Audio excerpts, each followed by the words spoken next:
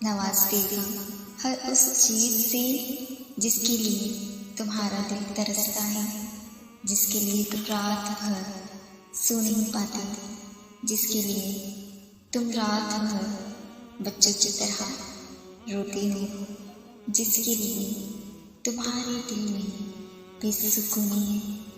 جب تم اس پر اتنا یقین رکھو گے تو کیسے تم مایوس ہونے دے گا؟ تمہاری کہانی اس لیے یہاں رک گئی ہے کیونکہ اللہ چاہتا ہے کہ تم اس کا اگلا حصہ خود لکھو، جسے تم تاخیر سمجھ رہے ہو۔ وہ دراصل دعا کا موقع ہے، تو پھر اٹھاؤ ہاتھ اور اپنا نصیب بدل دو، اور فیصلہ بھی تمہارے حق میں سنا دیتا ہے۔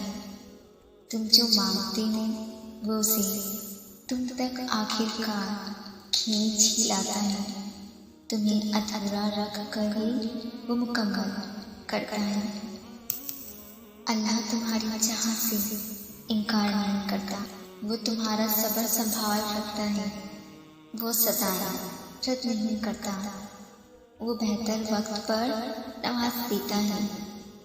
دعا ہی تو ہے جس نے حضرت موسیٰ علیہ السلام کے لیے سمندر کے درمیان راستہ بنایا، دعا ہی تو ہے جس نے حضرت ابراہیم علیہ السلام کے لیے آگ کو ٹھنڈا کیا۔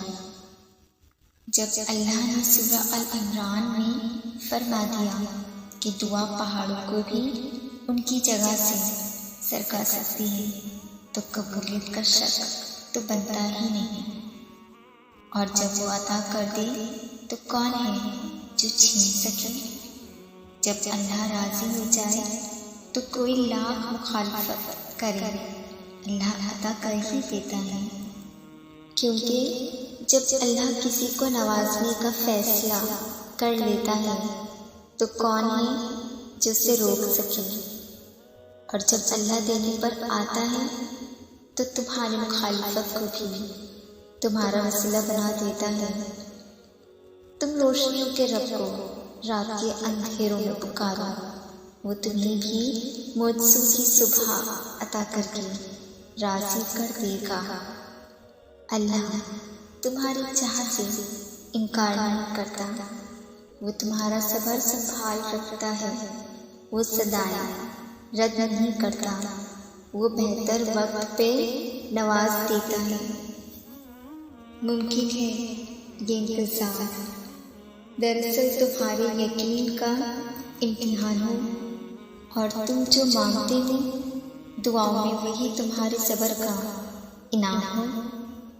پھر تم اس کی رضا کے لیے اپنی جس خواہش کو رد کر دیتے ہو، وہ اسی خواہش پر راضی ہو کر اسے تمہارا مقدر بنا دیتا ہے۔ دکھ، تکلیف، دل کا ٹوٹنا، یہ سب ایک نعمت ہے، یہ سب آپ کے گناہ دھوتے ہیں یا آپ کو پاک کرتے ہیں، یا آپ کو کسی بڑی مصیبت سے بچاتے ہیں۔ دل ٹوٹے گا تو نور اندر داخل ہوگا، ایسے ہی تو نور نہیں مل جاتا۔ اذیت سے گزار کر انسان بڑے کام کرتا ہے۔ مت سوچنا زندگی کے بارے میں، کیونکہ جس نے زندگی دی ہے اس نے بھی کچھ سوچا ہوگا۔ واقعات، حادثات، حالات خود پیدا نہیں ہوتے بلکہ پیدا کیے جاتے ہیں۔ کسی کا زندگی میں آنا اور چلے جانا اتفاق نہیں ہوتا، ہر چیز میں وجہ مصلحت پوشیدہ ہے۔ تم جب خود اس کی طرف نہیں جاتا تو تمہیں اس کی طرف کھینچ کر بلایا جاتا ہے۔ رب اپنے بندے سے زیادہ جانتا ہے۔ انسان جتنی جلدی یہ بات سمجھ جائے اس کے لیے بہتر ہے۔ پھر میں نے سب کچھ اللہ پاک پر چھوڑ دیا، اور وہی ہوا جو میرے حق میں بہترین تھا۔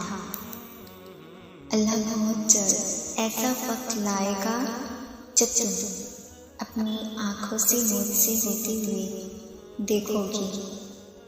اگر اس نے تمہاری اس ہتھیلی کو خالی ہی رکھنا ہوتا تو وہ تمہیں کبھی بھی ان ہاتھوں کو جوڑ کر دعا مانگنا نہ سکھاتا۔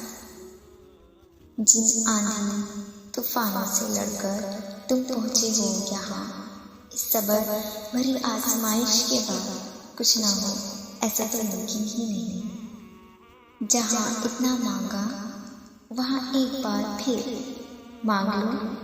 ممکن ہے تمہاری یہ آخری دعا ہی مجھ سے کی دعا ہو۔ وہ جو تمہاری دعاؤں کو قبولیت کے لیے چن لیتا ہے، تب وہ تمہارے دل میں دعا کا خیال بھی خود ہی ڈال دیتا ہے۔ تہجد کی دعائیں تو دنیا بدل دیتی ہیں، تم پھر نصیب کا بدلنا مانگ رہی ہو، اور فیصلہ بھی تمہارے حق میں سنا دیتا ہے۔ تم جو مانگتے ہو وہ اسے تم تک آخر کار کھینچ ہی لاتا ہے، تمہیں ادھورا رکھ کر وہ مکمل کرتا ہے۔ تو پھر مت سوچو اتنا زندگی کے بارے میں، کیونکہ جس نے زندگی دی ہے اس نے بھی تو کچھ سوچا ہوگا نا۔